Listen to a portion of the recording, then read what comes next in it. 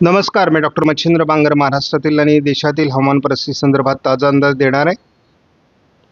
आपण बघतो की सोलापूर आणि सांगलीच्या किंवा कोल्हापूरच्या काही भागामध्ये अगदी केरळपासून एक ट्रप तयार झालेली आहे आणि त्यामुळे पश्चिम महाराष्ट्रातील काही भागात आज देखील पाऊस पडण्याची शक्यता आहे. आपण आत्ता जरी बघितलं तरी सांगली आणि सोलापूरच्या काही भागामध्ये, अगदी रत्नागिरी सिंधुदुर्गच्या काही भागामध्ये ढगाळ परिस्थिती आहे आणि आज दुपारनंतर पुन्हा थोडं वातावरण तयार होऊ शकतं. आता तापमान वाढू लागलं आहे महाराष्ट्रामध्ये.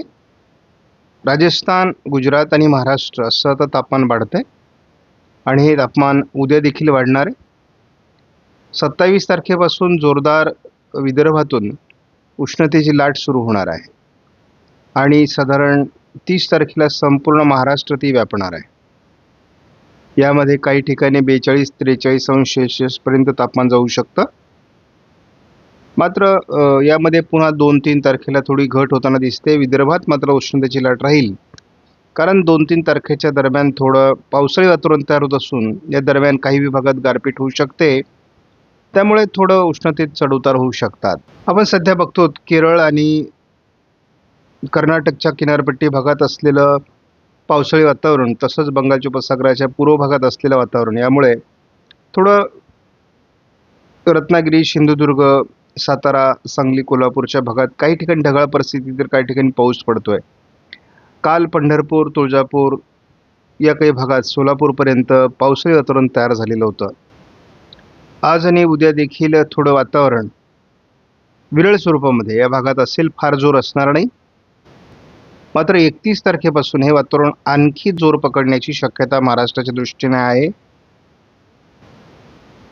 1 तारखेला देखील महाराष्ट्रात जोरदार पाऊस, गारपीट, मेघगर्जनेसह वादळी पाऊस होण्याची शक्यता आहे.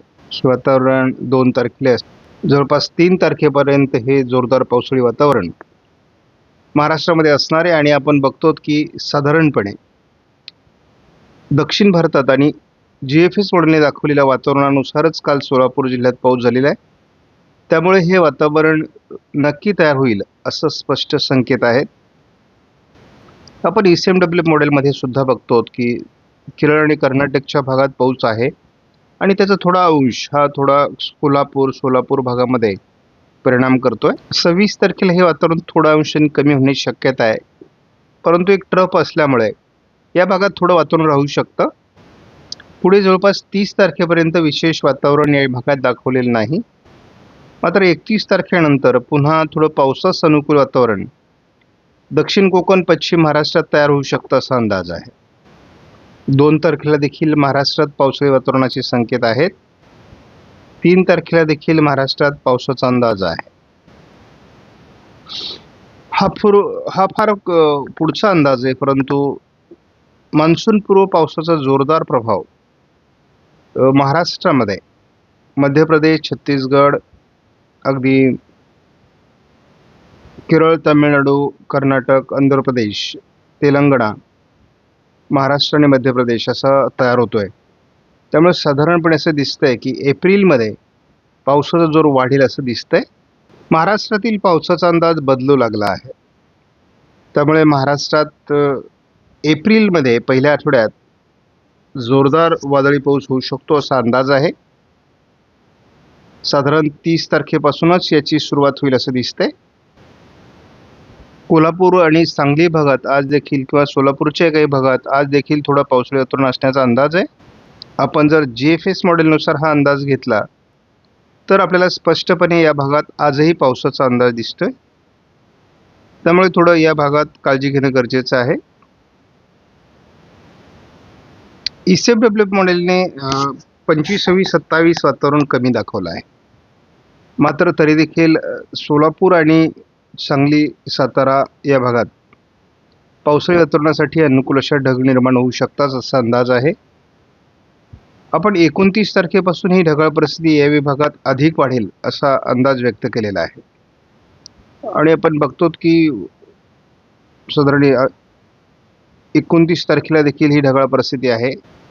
30 तारखेला आपण बघतो महाराष्ट्रात बहुतांश भागात या ढगाळ परिस्थितीचा प्रभाव किंवा पावसाळी वातावरणाचा प्रभाव वाढत जाईल असा अंदाज आहे. पावसास पोषक वातावरण हे साधारण 30-31 तारखेपासून ECMW मॉडेलने दाखवलं आहे आणि दोन्ही मॉडेल म्हणजे ECMW आणि GFS महाराष्ट्रामध्ये 31 तारखेपासूनच बऱ्याच विभागात पावसाचा अंदाज देते. अगदी आपण बघतो की पुणे, नाशिक, अहिल्यानगर, मालेगाव, जळगावपर्यंत हे वातावरण 1 तारखेला असण्याची शक्यता आहे. त्यामुळे एकूणच आता वातावरण बदलू लागलं आहे. एक ट्रफ लाईन मध्य प्रदेश, महाराष्ट्र अशी तयार होण्याची शक्यता आहे. त्यामुळे वादळी पावसाचा अंदाज महाराष्ट्रात वाढू लागला आहे. साधारण 28 तारखेपासूनच याचं प्रमाण वाढू शकतं. त्यामुळे बदलत्या हवामानाचा महाराष्ट्रावर परिणाम होऊ शकतो असं दिसतंय. तर सर्वांनी त्या दृष्टीने आपल्या नियोजनाला लागलं पाहिजे. 5 तारखेनंतर पुन्हा यामध्ये थोडा बदल होण्याची शक्यता असून पावसाळी वातावरण हे एप्रिलच्या पहिल्या आठवड्यात देखील सातत्य टिकून ठेवील असं दिसते. या प्रमाणात पुढे 6, 7, 8 तारखेला अधिक वाढ होईल असं दिसते. कारण आणि आपण बघतो तर 8 तारखेला आता जे काही वातावरण महाराष्ट्रामध्ये दाखवलं जात आहे ते संपूर्ण म्हणजे मराठवाडा, मध्य महाराष्ट्र,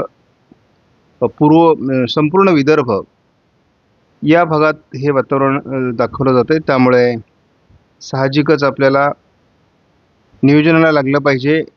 काढणीस आलेली पिकं काढून घेतली पाहिजेत आणि या दरम्यान गारपीट आणि वादळी पाऊस असं हे वातावरण सुरू होणार आहे. मग त्या दृष्टीने शेतकऱ्यांनी आपलं नियोजन करावं. आपणास व्हिडिओमधील माहिती महत्त्वपूर्ण वाटल्यास लाईक करा, शेअर करा, चॅनलला सबस्क्राईब करा. धन्यवाद. जय हिंद, जय महाराष्ट्र, जय बळीराजा.